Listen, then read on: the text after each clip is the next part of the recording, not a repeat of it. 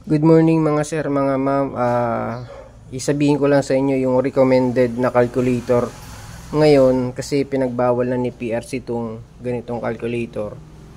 Pinagbawal na yung Casio 570ES, pinagbawal niya na.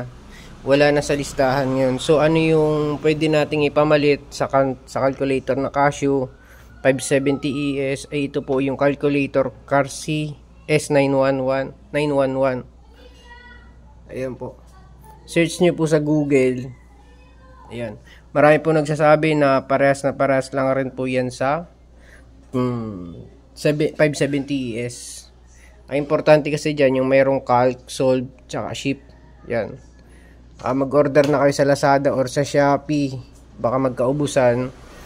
So, yan lang nakikita namin na halos kaparehas ng Casio 570ES. Yan. Ngayon pa lang aralin nyo na yan.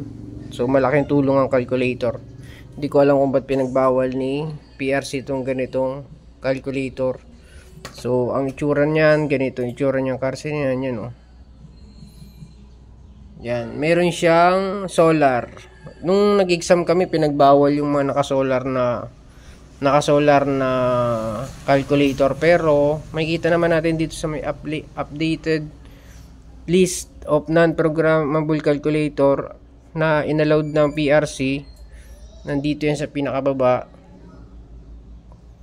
Yan yung Carsi. Yan. S9991. Allowed nila yan. So, nakalagay naman yan dyan. Kaya, tingin ko, pwede talaga yan. Yan. Meron siyang ship, calc, tsaka alpha. Yan naman ang importante, ship, calc, tsaka alpha.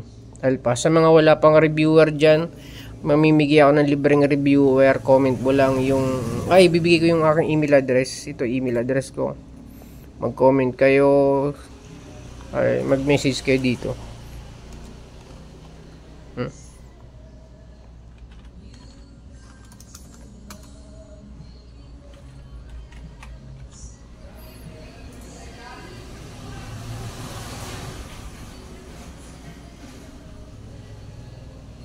Itong email ko, Alvic Fingerstyle.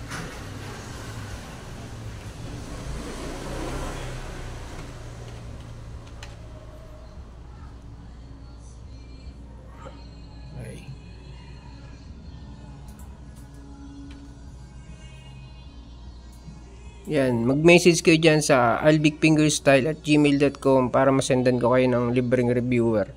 So, yung reviewer na yun ay 2023 pa. So, yung reviewer para sa March 2024, ngayon pa lang ako pupunta dun sa mga nakapasa at magtatanong ako. Pero meron naman ako nakuha.